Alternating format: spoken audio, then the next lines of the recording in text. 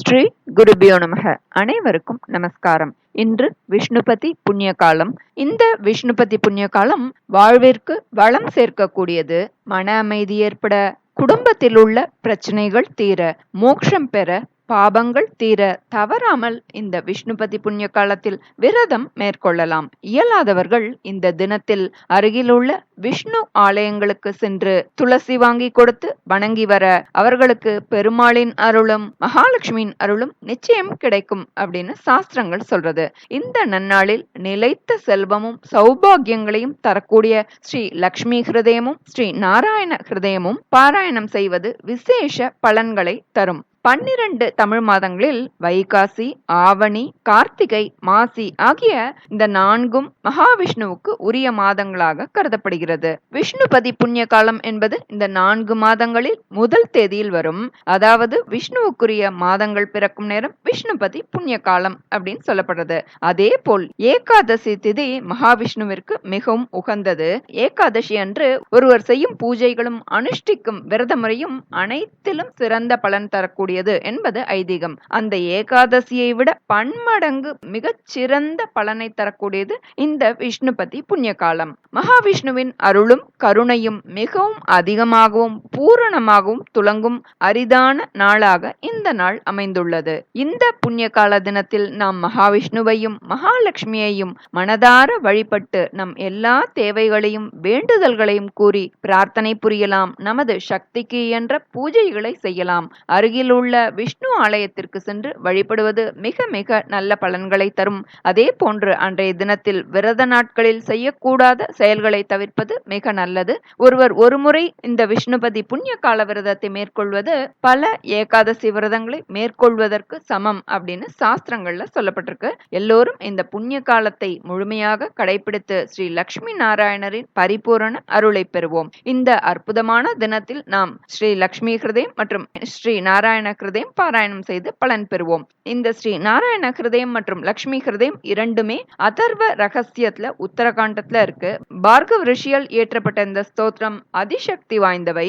இதை பாராயணம் செய்வதாலும் அல்லது கேட்பதாலும் மகா தரித்திரன் கூட பெரும் தனவானாகிறான். இதை ஜபித்து வந்த நமது முன்னோர்கள் சகல சௌபாகியங்களும் பெற்று தலைமுறை தலைமுறையாக ஸ்ரீ லக்ஷ்மி கட்டாட்சமும் நீண்ட ஆயுளும் அமைதியும் பெற்று வாழ்ந்து வந்தனர் அப்படின்னு சொல்லப்பட்டிருக்கு. வாய்ந்த பலன் தரக்கூடிய ஸ்தோத்திரத்தை நாம இந்த விசேஷமான விஷ்ணுபதி புண்ணிய கால தினத்துல பாராயணம் செய்ய பலனும் பன்மடங்கு உண்டு என்பதில் ஐயமில்லை. நாம இப்போ ஸ்தோத்திரத்தை பார்க்கலாம். ஸ்ரீ நாராயண ஹிருதய ஸ்தோத்திரம். அஸ்ய ஸ்ரீ நாராயண ஹிருதய ஸ்தோத்திர மந்த்ரஸ்ய பார்கவ ரிஷிஹி அனுஷ்டுப் சந்தஹ ஸ்ரீ லக்ஷ்மி நாராயணோ தேவதா ஓம் பீஜம் நம சக்திஹி நாராயணாயேதி கீலகம் ஸ்ரீ லக்ஷ்மி நாராயண பிரீத்யர்த்தே ஜபே விநியோகः தியானம் புத்யாதாதித்ய சங்காஷம் பீதவாசம் சதுர்புஜம் சங்கசக்ர கதாபாணிம் தியாயேல் லக்ஷ்மீபதிம் ஹரிம் த்ரைலோக்யாதார சக்ரம் ததுபரி கமடம் தத்ர சானந்த போகி தன்மத்யே பூமி பத்மாங்குஷ சிகரதலம் கர்ணிகாபூதமேரும் தத்ரஸ்தம் சாந்தமூர்த்திம் மணிமயமகுடம் குண்டலோத்பாசிதாங்கம் லக்ஷ்மீ நாராயணாக்கியம் சரசிஜனய சந்ததம் சிந்தயாமி. ஓம் நாராயணः பரம் ஜோதிராத்மா நாராயணः பரஹ நாராயணः பரம் பிரம்ம நாராயண நமோஸ்துதே நாராயணः பரோ தேவோ தாதா நாராயணः பரஹ நாராயணः பரோ தாதா நாராயண நமோஸ்துதே நாராயணः பரம் தாம தியானம் நாராயணः பரஹ நாராயண பரோ தர்மோ நாராயண நமோஸ்துதே நாராயணः பரோ வேத்யः வித்யா நாராயணः பரஹ விஸ்வம் நாராயணः சாக்ஷாத் நாராயண நமோஸ்துதே நாராயணாத் விதிர்ஜாதோ ஜாதோ நாராயணாத் பவஹ ஜாதோ நாராயணாதிந்திரோ நாராயண நமோஸ்துதே ரவிர் நாராயணஸ்தேஜः சந்திரோ நாராயணோ மகஹ वह्निर्नारायणः साक्षान्नारायण नमोऽस्तुते। नारायण उपास्य स्यात् गुरुर्नारायणः परः। नारायणः परो बोधो नारायण नमोऽस्तुते। नारायणः फलं मुख्यं सिद्धिर्नारायणः सुखं। सेव्यो नारायणः शुद्धो नारायण नमोऽस्तुते। नारायण त्वमेवासि दहराज्ञे हृदि स्थितः। प्रेरकः प्रेर्यमाणानां त्वया प्रेरितमानसः। त्वदाज्ञां शिरसा धृत्वा जपामि जनपावनं। नानोपासनमार्गाणां भवकृद्भावबोधकः। भावार्थकृद्भवातीतो भवसौख्यप्रदो मम। त्वन्माया मोहितं विश्वं त्वयैव परिकल्पितं। त्वदिष्टानमात्रेण सा वै सर्वार्थकारिणी। त्वमेताञ्च पुरस्कृत्य सर्वकामान् प्रदर्शय। न मे त्वदन्यस्रातास्ति त्वदन्यन्न हि दैवतं। त्वदन्यन्न हि जानामि पालकं पुण्यवर्धनम्। यावत् सांसारिको भावो मनस्थो भावनात्मकः तावत् सिद्धिर्भवेत् साध्या सर्वथा सर्वदा विभो। पापिनामहमेवाग्र्यो दयालूनां त्वमग्रणीः। दयनीयो मदन्योऽस्ति तव कोत्र जगत्त्रये। त्वयाहं नैव सृष्टश्चेन्न स्यात् तव दयालुता। आमयो वा न सृष्टश्चेदौषधस्य वृतोदयः। पापसङ्गपरिश्रान्तः पापात्मा पापरूपधृत्। त्वदन्यः कोऽत्र पापेभ्यः स्रातास्ति जगतीतले। त्वमेव माता च पिता त्वमेव। त्वमेव बन्धुश्च सखा त्वमेव। त्वमेव सेव्यश्च गुरुस्त्वमेव। त्वमेव सर्वं मम देवदेव। प्रार्थनादशकं चैव मूलाष्टकमतः परम्। यः पठेत् शृणुयात् नित्यं तस्य लक्ष्मी स्थिरा भवेत्। नारायणस्य हृदयं सर्वाभीष्टफलप्रदं। लक्ष्मीहृदयकं स्तोत्रं यदि चेतद्विना कृतं तत्सर्वं निष्फलं प्रोक्तं लक्ष्मीकृध्यति सर्वदा। एतत् संकलितं स्तोत्रं सर्वकामफलप्रदं। लक्ष्मीहृदयकं चैव तथा नारायणात्मकं। जपेद्यः संकलीकृत्य सर्वाभीष्टमवाप्नुयात्। नारायणस्य हृदयमादौ जप्त्वा ततः परं लक्ष्मीहृदयकं स्तोत्रं जपेन्नारायणं पुनः। पुनर्नारायणं जप्त्वा पुनर्लक्ष्मीनुतिं जपेत्। पुनर्नारायणं जाप्य संकलीकरणं भवेत्। एवं मध्ये द्विवारेण जपेत् संकलितं तु तत्। लक्ष्मीहृदयकं स्तोत्रं सर्वकामप्रकाशितं। तद्वज्जपादिकं कुर्यादेतत् संकलितं शुभं। सर्वान् कामान् वाप्नोति आदिव्याधिभयं हरेत्। गोप्यमेतत् सदा कुर्यान्न सर्वत्र प्रकाशयेत्। इति गुह्यतमं शास्त्रं प्राप्तं ब्रह्मादिकैः पुरा। तस्मात् सर्वप्रयत्नेन गोपयेत् साधयेत् सुधीः। यत्रैतत्पुस्तकं तिष्ठेल्लक्ष्मीनारायणात्मकं। भूतपैशाचवेतालभयं नैव तु सर्वदा। लक्ष्मीहृदयकं प्रोक्तं विधिना साधयेत् सुधीः। भृगुवारे च रात्रौ च पूजयेत् पुस्तकद्वयं। सर्वथा सर्वदा सत्यं गोपयेत् साधयेत् सुधीः। गोपनात् साधनाल्लोके धन्यो भवति तत्त्वतः। इति अथर्वरहस्ये उत्तरभागे नारायणहृदयं सम्पूर्णम्। श्री लक्ष्मीहृदयस्तोत्रम्। अस्य श्री महालक्ष्मीहृदयस्तोत्रमहामन्त्रस्य भार्गवऋषिः अनुष्टुपादीनि नानाछन्दांसि आद्यादि श्रीमहालक्ष्मीर्देवता। श्रीं बीजं ह्रीं शक्तिः ऐं कीलकम् आद्यादिमहालक्ष्मी प्रसादसिद्ध्यर्थं जपे विनियोगः। ध्यानम्। हस्तद्वयेन कमले धारयन्तीं स्वलीलया हारनूपुरसंयुक्तां लक्ष्मीं देवीं विचिन्तये। कौशेयपीतवसनामरविन्दनेत्रां पद्मद्वयाभयवरोद्यत पद्महस्ताम् उद्यच्चतार्कसदृशीं परमाङ्कसंस्थां ध्यायेद्विदीशनतपादयुगां जनित्रीम्।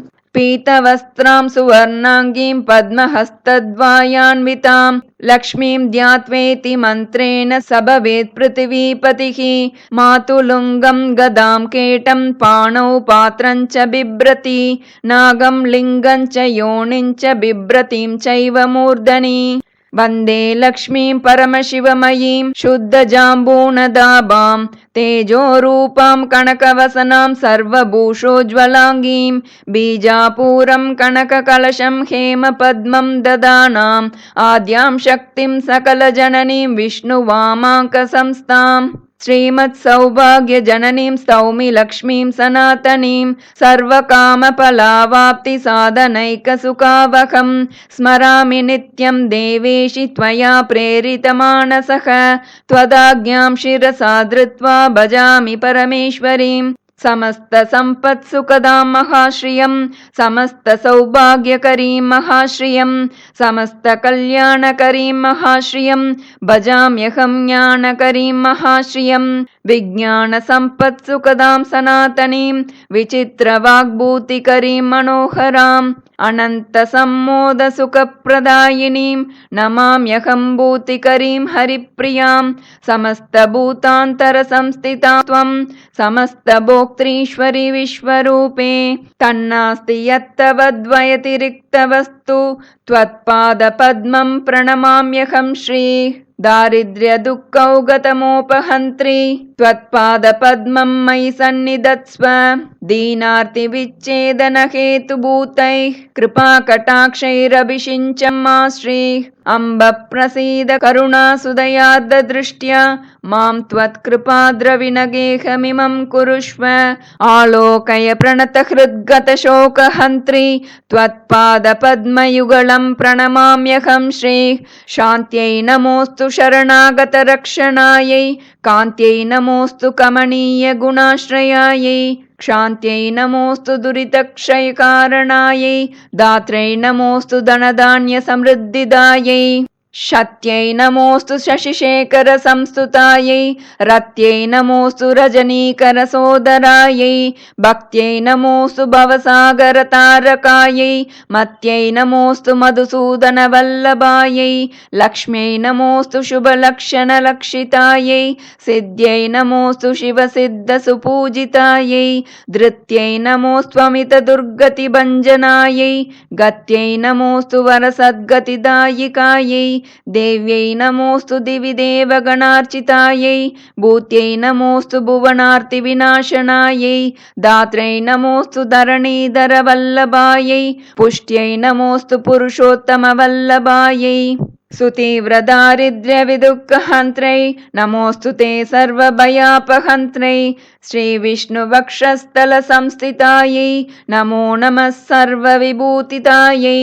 जयतु जयतु लक्ष्मी लक्षणालङ्कृताङ्गी जयतु जयतु पद्मा पद्मसद्माभिवन्द्या जयतु जयतु विद्या विष्णुवामाङ्कसंस्था जयतु जयतु सम्यक् सर्वसम्पत्करी श्री जयतु जयतु देवी देवसङ्गाभिपूज्या जयतु जयतु भद्रा भार्गवी भाग्यरूपा जयतु जयतु नित्या निर्मलज्ञानवेद्या जयतु जयतु सत्या सर्वभूतान्तरस्था जयतु जयतु रम्या रत्नगर्भान्तरस्था जयतु जयतु शुद्धा शुद्धजाम्बूनदाभा जयतु जयतु कान्ता कान्तिमद्भासिताङ्गी जयतु जयतु शान्ता शीघ्रमागच्छ सौम्ये यस्याः कलायाः कमलोद्भवाद्या रुद्राश्च शक्रप्रमुखाश्च देवाः जीवन्ति सर्वेऽपि सशक्तयस्ते प्रभुत्वमाप्ताः परमायुषस्ते लिलेकनिटिले विधिर्मम लिपिं विसृज्यान्तरं त्वया विलिखितव्यमेतदिति तत्फलप्राप्तये तदन्तरफले स्फुटं कमलवासिनी श्रीरिमां समर्पय समुद्रिकां सकलभाग्यसंसूचिकां कलयाते यथा देवि जीवन्ति सचराचरा तथा सम्पत्करे लक्ष्मी सर्वदा सम्प्रसीद मे यथा विष्णुर्ध्रुवे नित्यं स्वकलां सन्न्यवेशयत् तथैव स्वकलां लक्ष्मी मयि सम्यक् समर्पय सर्वसौख्यप्रदे देवी भक्तानामभयप्रदे अचलां कुरु यत्नेन कलां मयि निवेशितां मुदास्तां मत्पाले परमपदलक्ष्मी स्फुटकला सदा वैकुण्ठश्रीर्निवसतु कला मे नयनयोः वसेत् सत्ये लोके मम वचसि लक्ष्मीर्वरकला श्रियश्वेतद्वीपे निवसतु कला मे स्वकरयोः तावन्नित्यं ममाङ्गेषु क्षीराब्धौ श्रीकला वसेत् सूर्या चन्द्रमसौ यावद्यावल्लक्ष्मीपतिश्रिया सर्वमङ्गलसम्पूर्णा सर्वैश्वर्यसमन्विता आद्यादिश्रीर्महालक्ष्मी त्वत्कलामयि तिष्ठतु अज्ञानतिमिरं हन्तुं शुद्धज्ञानप्रकाशिका सर्वैश्वर्यप्रदा मेस्तु त्वत्कलामयि संस्थिता अलक्ष्मीं हरतु क्षिप्रं तमः सूर्यप्रभायता वितनोतु मम श्रेयस्त्वत्कलामयि संस्थिता ऐश्वर्यमङ्गलोत्पत्तिस्त्वत्कलायां निधीयते मयि तस्मात् कृतार्थोऽस्मि पात्रमस्मि स्थितेस्तव भवदावेशभाग्यार्हो भाग्यवानस्मि भार्गवी त्वत्प्रसादात् पवित्रोऽहं लोकमातर्नमोऽस्तु ते पुनासि मां त्वत्कलयैव यस्मात् अतः समागच्छ ममाग्रतस्त्वं परं पदं श्रीर्भव सुप्रसन्ना मय्यच्युतेन प्रविशादिलक्ष्मीः श्रीवैकुण्ठस्थिते लक्ष्मी समागच्छ ममाग्रतः नारायणेन सह मां कृपादृष्ट्यावलोकय सत्यलोकस्थिते लक्ष्मी त्वं ममागच्छ सन्निधिं वासुदेवेन सहिता प्रसीद वरदा भव श्वेतद्वीपस्थिते लक्ष्मी शीघ्रमागच्छ सुव्रते विष्णुना सहिते देवी जगन्मातः प्रसीद मे क्षीराम्बुधिस्थिते लक्ष्मी समागच्छ समाधवा त्वत्कृपादृष्टिसुदया सततं मां विलोकय रत्नगर्भस्थिते लक्ष्मी परिपूर्णे हिरण्मये समागच्छ स्थित्वा शुपुरतो मम स्थिरा भव महालक्ष्मी निश्चला भव निर्मले प्रसन्ने कमले देवी प्रसन्नहृदया भव श्रीधरे श्रीमहाभूते त्वदन्तस्तं महानिधिं शीघ्रमुद्धृत्य पुरतः प्रदर्शय समर्पय वसुन्धरे श्रीवसुदे वसुदोग्रीकृपामये त्वत्कुक्षिगतसर्वस्वं शीघ्रं मे सम्प्रदर्शय विष्णुप्रिये रत्नगर्भे समस्तफलदे शिवे त्वद्गर्भगतहेमादीन् सम्प्रदर्शय दर्शय रसातलगते लक्ष्मी शीघ्रमागच्छ मे पुरः न जाने परमं रूपं मातर्मे सम्प्रदर्शय आविर्भवमनोवेगा शीघ्रमागच्छ मे पुरः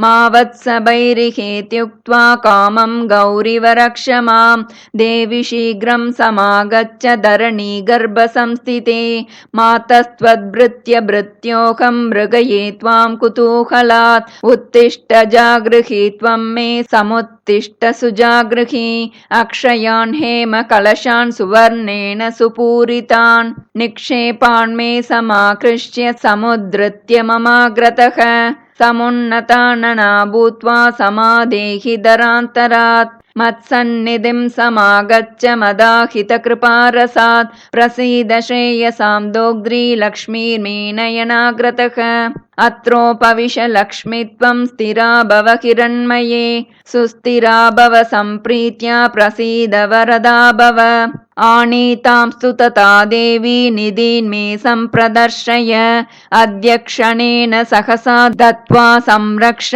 मां सदा मयि तिष्ठ तथा नित्यं यतेन्द्रादिषु तिष्ठसि अभयं कुरु मे देवी महालक्ष्मी नमोऽस्तु ते समागच्छ महालक्ष्मी शुद्धजाम्बूनदप्रभे प्रसीद पुरतस्थित्वा प्रणतं मां विलोकय लक्ष्मीर्भुवं गता भासि यत्र यत्र हिरण्मयी तत्र तत्र स्थिता त्वं मे तव रूपं प्रदर्शय क्रीडन्ती बहुधा भूमौ परिपूर्णकृपामयी मम मूर्धनि ते हस्तम् अविलम्बितमर्पय फलद्भाग्योदये लक्ष्मी समस्तपुरवासिनी प्रसीद मे महालक्ष्मी परिपूर्णमनोरथे अयोध्यादिषु सर्वेषु नगरेषु समास्थिते वैभवैर्विविधैर्युक्तैः समागच्छ मुदान्विते समागच्छ ममाग्रे भव सुस्थिरा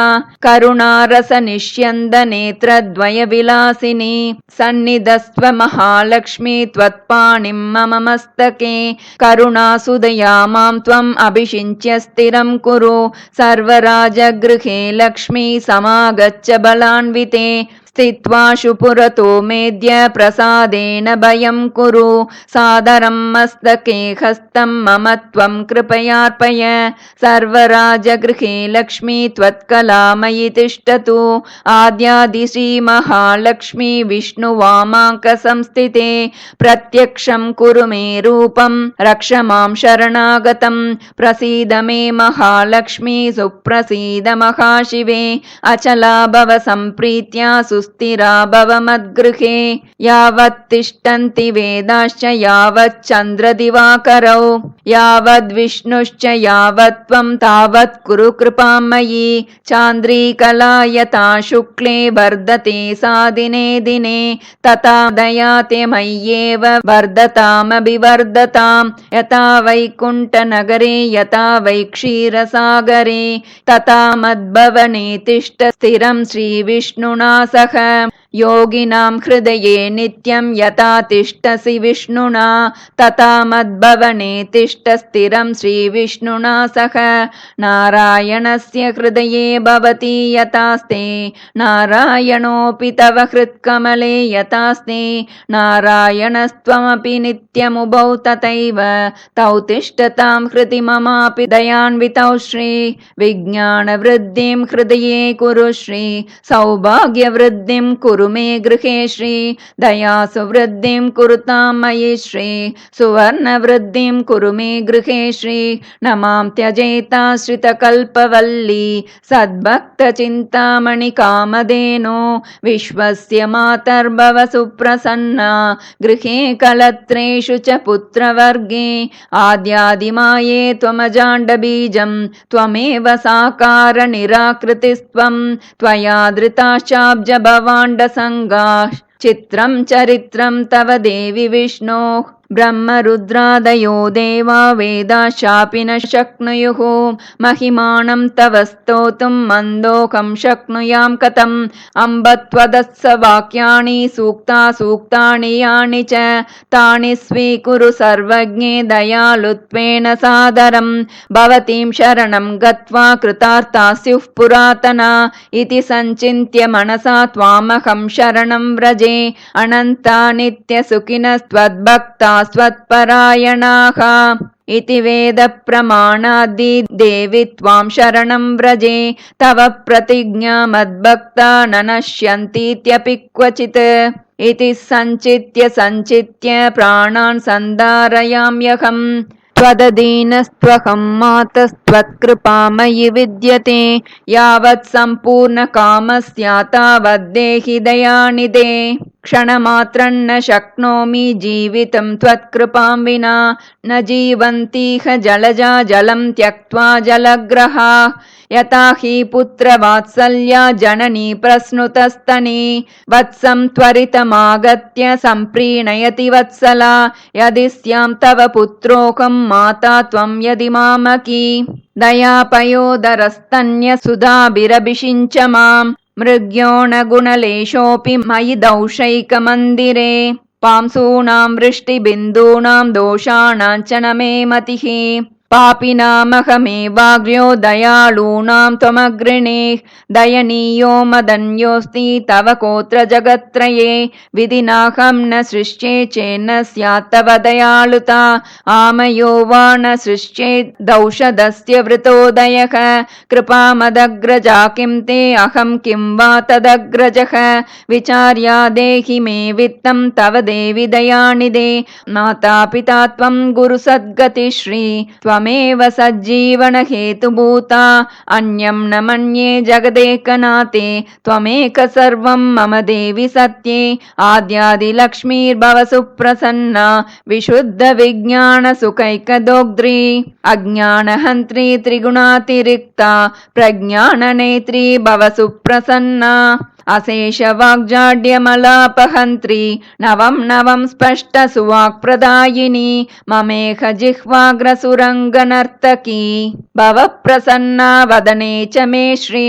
समस्त संपत्सु विराजमाना समस्त तेजश्चय भासमाना विष्णुप्रिये त्वं भवदीप्यमाना वाग्देवता मे नयने प्रसन्ना सर्वप्रदर्शे सकलार्थदे त्वं प्रभासुलावण्यदया प्रदोग्ध्री सुवर्णदे त्वं सुमुखी भव श्रीर्हिरण्मयी मे नयने प्रसन्ना सर्वार्थदा सर्वजगत्प्रसूतिः सर्वेश्वरी सर्वभयापहन्त्री सर्वोन्नता त्वं सुमुखी भव श्रीर्हिरण्मयी मे नयने प्रसन्ना समस्तविघ्नौघविनाशकारिणी समस्तभक्तोद्धरणे विचक्षणा अनन्तसौभाग्यसुखप्रदायिनी हिरण्मयी मे नयने प्रसन्ना देवी प्रसीद दयनीयतमाय मह्यं देवादिनाथ भवदेव गणाभिवन्द्ये मातस्तथैव भव सन्निहितादृशोर्मे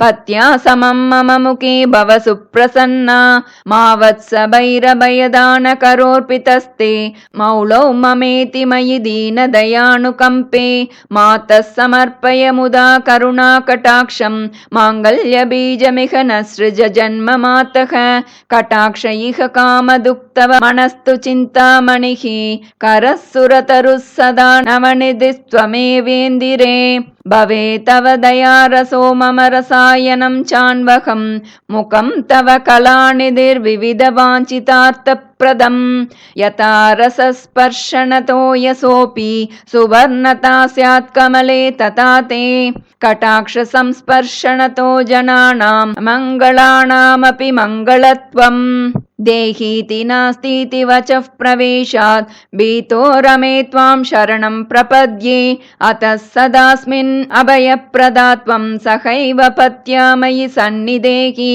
कल्पद्रुमेण मणिना सहिता सुरम्या श्रीस्ते कलामयि रसेन रसायनेन आस्तां यतो मम शिरः करदृष्टिपाद स्पृष्टा सुवर्णवपुष स्थिरजङ्मा स्युः आद्यादिविष्णो स्थिरधर्मपत् त्वमेव पत्या मयि सन्निधेहि आद्यादिलक्ष्मी त्वदनुग्रहेण पदे पदे मे निधिदर्शनं स्यात् आद्यादिलक्ष्मी हृदयं पठेद्य सराज्यलक्ष्मीमचलां तनोति महादरिद्रोऽपि भवेदनाढ्यस्तदन्वये श्रीस्थिरतां प्रयाति यस्य स्मरणमात्रेण तुष्टा स्याद्विष्णुवल्लभा तस्याभीष्टं तदत्याशु तं पालयति पुत्रवत् इदं रहस्यं हृदयं सर्वकामफलप्रदं जपः 5सहस्रं तु पुरश्चरणमुच्यते त्रिकालमेककालं वा नरो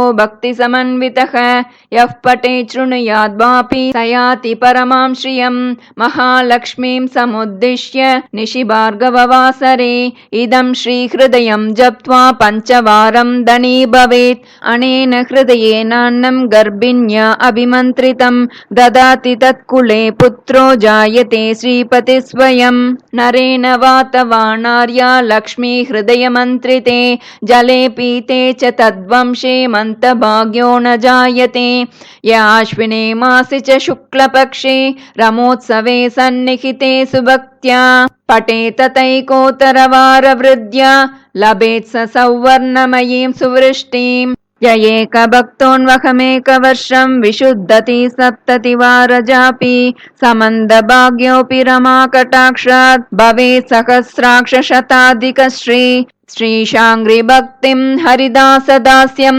प्रसन्नमन्त्रार्थदृढैकनिष्ठां गुरो स्मृतिं निर्मलबोधबुद्धिं प्रदेहि मातः परमं पदं श्री पृथ्वीपतित्वं पुरुषोत्तमत्वं विभूतिवासं विविधार्थसिद्धिं सम्पूर्णकीर्तिं बहुवर्षभोगं प्रदेहि मे लक्ष्मी पुनः पुनस्त्वं वादार्थसिद्धिं बहुलोकवश्यं वयस्थिरत्वं ललनासुभोगं पौत्रादिलब्धिं सकलार्थसिद्धिं प्रदेहि मे भार्गवि जन्म जन्मनि सुवर्णवृद्धिं कुरु मे गृहे श्री सुधान्यवृद्धिं कुरु मे गृहे श्री कल्याणवृद्धिं कुरु मे गृहे श्री विभूतिवृद्धिं कुरु मे गृहे श्री ध्याये लक्ष्मीं प्रहसितमुखीं कोटिबालार्कभासां विद्युत्वर्णाम्बरवरधरां भूषणाढ्यां सुशोभां बीजापूरं सरसिजयुगं बिभ्रतीं स्वर्णपात्रं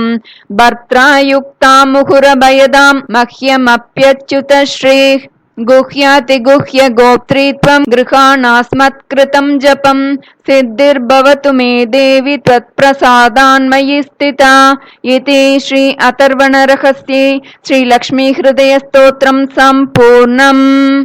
श्रीगुरुभ्यो नमः। हरिः ओम्।